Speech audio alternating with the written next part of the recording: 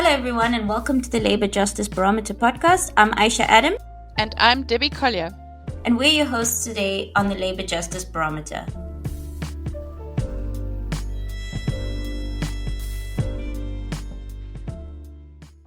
In today's episode of the Labour Justice Barometer, we discuss the proposed amendments to South Africa's core employment laws, being the Labour Relations Act, the Basic Conditions of Employment Act, the Employment Equity Act, and the National Minimum Wage Act, as negotiated in NEDLAC's tripartite structures. So what do these changes mean for workers and employers? Are they a step forward for labour justice or a compromise that erodes core labour standards? As major global technological and climate-related shifts continue to reshape the world of work, we explore these amendments as only the beginning.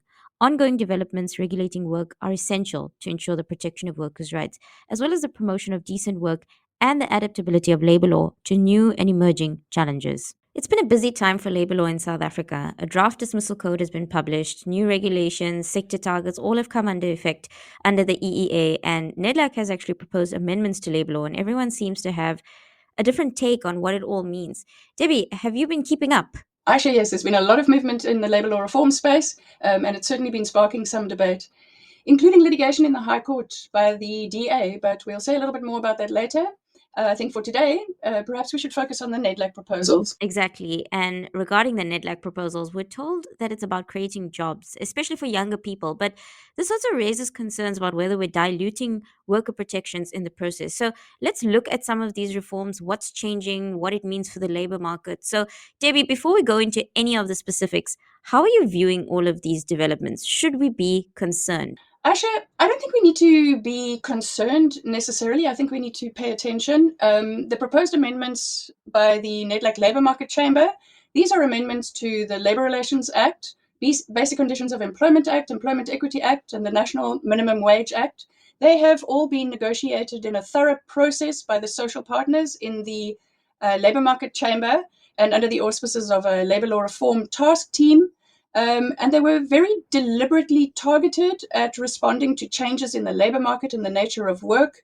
They were targeted at providing an enabling environment to support job creation and sustainability of small and medium enterprises, which is seen as a response particularly to the high levels of unemployment in South Africa. They are responding to identified bottlenecks in our existing dispute resolution systems and broadening access to collective organisation and collective bargaining in response to a large number of unprotected workers. And so really, they are also trying to address and improve inefficiencies in the labour market institutions such as the CCMA, the Labour Court and bargaining councils. So these objectives are broad-ranging, and they are certainly not only targeted at interventions that will erode labour standards, but rather looking to improve efficiencies, which will enhance labour justice. So I don't think we need to be too concerned, but I think we need to remain engaged and see the developments within the context of a rapidly changing world of work. So in the past, we've always traced labour law alongside the shape and form of labour law and how it is informed by technological developments. And, we do this in the context of the first industrial revolution, the second, the third, and we know that technological change is increasing at a rapid rate. So we should expect to see labour law reform accelerating in the months and years to come. So we shouldn't be too alarmed at this stage, I would argue. We started the year with the Employment Equity Act in our episode 4 for any of our listeners that wants to actually listen to that episode again. And since then, there's been some final regulations and sector targets that have actually been promulgated. What are your thoughts on their impact so far? Are we seeing clarity or confusion? And what does NEDLAC propose? The Employment Equity Act's new regulations and the sector targets, these were promulgated in April, and I think it's a little bit too soon to see what the impact has been or of course, the response. As we mentioned earlier, the Democratic Alliance is challenging the sector targets as being unconstitutional in the High Court. And on the DA's challenge, I'm hoping that we have a colleague who will agree to come and speak to us, who has a strong view on the opinion. So we'll deal with that in a subsequent episode. But I do think that the amendments and the targets have created some confusion around implementation and how they will be monitored and enforced. But on the other hand, there has been widespread recognition of the need for an intervention in view of our highly untransformed, especially in the higher levels, occupational levels. So I think that's a space that we need to wait and see But I look forward to unpacking that in a subsequent episode. What I want to talk about now is specifically the proposed amendments in the amendments that the NEDLAC social partners have agreed to.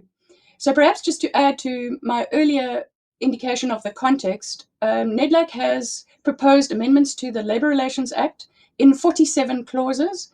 NEDLAC has proposed amendments to the Basic Conditions of Employment Act with 13 clauses and 13 amendments. And to the Employment Equity Act, only 3 provisions are they proposing amendments. And the National Minimum Wage Act, also only 3. So just to talk about the Employment Equity Act amendments proposed by NEDLAC, the first, and these are aimed at improving the efficiency of dispute resolution mechanisms around employment equity. And the first is to deal with harassment disputes. Currently, the Employment Equity Act provides for sexual harassment disputes to be referred to the CCMA, but all other harassment disputes need to be referred to the Labour Court. So this is dealt with by removing the word sexual, and all harassment disputes may now be referred to the CCMA. And then the other provisions where there is revision is to provide the bargaining council with jurisdiction. So this would harmonize jurisdiction over employment equity disputes, which would harmonize the Labour Relations Act and Employment Equity Act on dispute resolution, and would provide the bargaining councils with jurisdiction that is similar to the jurisdiction of the CCMA in these matters. We're also just going to touch on the draft code of good practice on dismissals, which again, for our listeners that have been keeping up to date with our episodes, we explored this in episode 8. And it forms part of a broader set of proposed amendments to the LRA, the Labour Relations Act.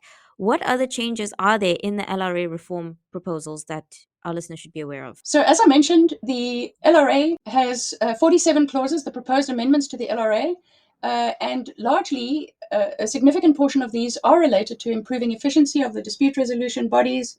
So this is around ensuring that the powers of the CCMA are expanded so that the CCMA can regulate its own practice and its rules and mechanisms to prevent disputes and to provide for fees and for costs, and also to simplify the processes and assistance available to low-pay employees in the enforcement of arbitration awards. A big portion of the amendments are aimed at improving efficiency of the CCMA and the dispute resolution agencies, and also linked to the amendments to the Basic Conditions of Employment Act and the Employment Equity Act, aligning the jurisdiction of the CCMA and the bargaining council so that the bargaining councils can play the role which was intended for them in terms of being a dispute resolution agency. And of course, then the controversial provisions and the provisions which have gained a reputation for eroding labour standards are provisions that relate to dismissals and unfair labour practice. I'll unpack some of those shortly, but I also want to mention another big change, which we see in both the Labour Relations Act and the BCEA, is the introduction of a new definition for an employee. But this definition of an employee is only for limited purposes. In the Labour Relations Act, the definition relates to the collective realm of labour relations, industrial relations, and that is around freedom of association and collective bargaining. The current provisions are narrow and, in fact, fall foul of the ILO conventions on freedom of association and collective bargaining. So this has been expanded to include a broader category of worker. The controversial provisions around dismissal, of course, these need to be read with the new or the proposed code of good practice on dismissals. But the big ticket items are the limitation of remedies for high-paid employees and a capping of compensation for these employees. So there's a restriction on reinstatement. I think the earning threshold for what would be considered a high-paid employees is proposed at around 1.8 million. In fact, these are provisions that all 3, government and the 2 social partners, agreed on in NEDLAC. The test for procedural fairness, similar to the provisions in the draft code, are also, although it was never intended to have formal disciplinary processes, that is, in essence are akin to a criminal trial or appeal in some cases. And we've had clarity, for example, in the Avril Elizabeth case around procedural fairness not requiring the standards that one would in a criminal trial. But nonetheless, these have seemed not to have impacted on how disciplinary processes unfold in the workplace. So the test for procedural fairness is clarified. It must be that an employee for a disciplinary process has an adequate and reasonable opportunity to respond to the reason for the dismissal. Another controversial aspect is the 3-month qualifying period before an employee has full protection against unfair dismissal, which is clause 33 in the proposed amendment. So these, of course, have come under much scrutiny, particularly from trade unions and employee representatives. Another controversial provision is the changes to the unfair labor practice definition. This is quite significant in that the proposals remove the unfair labor practice that relates to unfair conduct by the employer relating to promotion, demotion, probation, or training of an employee.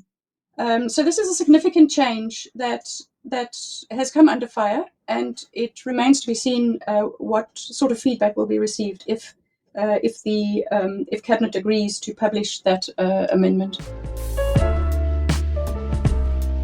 You're listening to the Labour Justice Barometer, and we'll be right back.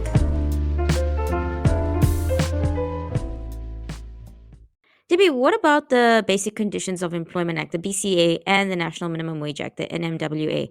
Are there any amendments or shifts in enforcement that we should be keeping an eye on, especially around working time, leave, or wage protection? What I should have mentioned in the context of the Labour Relations Act is this amendment to the definition of an employee is reflected in a proposed new schedule, Schedule 11 of the Labour Relations Act, and Schedule 11 has the same definition as that which is included in the Basic Conditions of Employment Act for the purposes of sectoral determination. So workers who fit into this extended definition would have rights relating to collective bargaining and freedom of association as set out in Schedule 11 of the Labour Relations Act.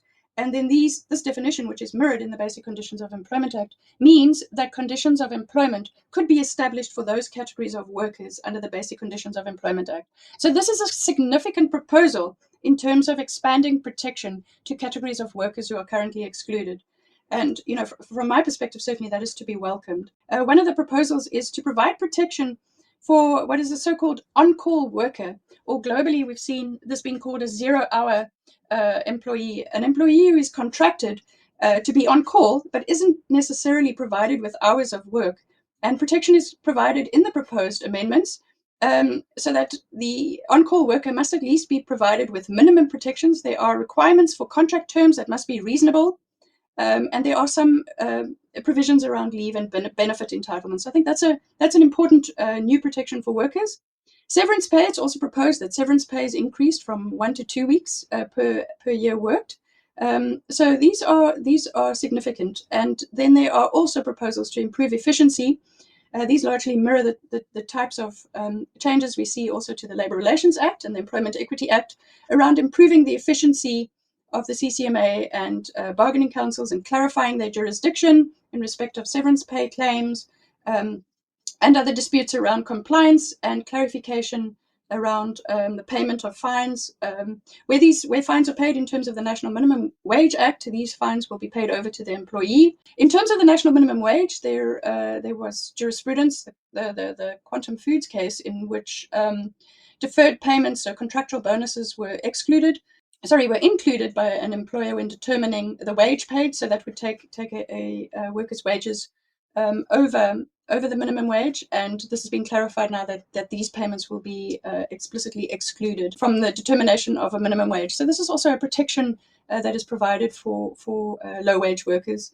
And then there have been some amendments to the National Minimum Wage Commission as well. Thanks, Debbie. And I have to ask at this point, based on our Labour Justice Barometer, how would you actually rate these amendments? As we know, and just a reminder for our listeners, green is always progressive, orange is a mixed bag, red is problematic. So, Debbie, where do you think all of these amendments would land? Aisha, these amendments are still very much work in progress. I think it's difficult to say at this stage. I think we should celebrate the fact that NEDLAC has undertaken this process, that they have identified the areas requiring law reform or law development. And we've only discussed some of these today. Of course, there's much more to unpack, and there's much more that will need to follow. In some ways, we've been left behind other countries who are ahead of us in terms of legislating some of the developments in the world of work. So in terms of being progressive and forward-looking, I think we can welcome the opportunity for more public participation once these amendments are published by Parliament. And I think we're running out of time perhaps now to delve into them any further. But I look forward to seeing the process unfold. And I think maybe let's take a rain check on the Labour Justice Barometer question at this stage, Aisha. Okay, I think I can agree with you on that. I think we should. I think first of all, thank you for the whole discussion. It's been very insightful, and I think what you've basically told us is we should see the amendments in context, and what is needed is stakeholders need to stay engaged. So on that, to our listeners, if you found this episode useful, share it with your colleagues, your students, or anyone trying to make sense of the changes. Listen to our episode 4, episode 8. And thank you to you, Debbie, as always. Thanks, Aisha. Yes, it's been great discussing this important development in South African labour law with you. And to our listeners, we hope that you've enjoyed the episode. And as always, the information that we've discussed in the episode is available in the description. Until next time. This podcast is not intended to constitute legal advice.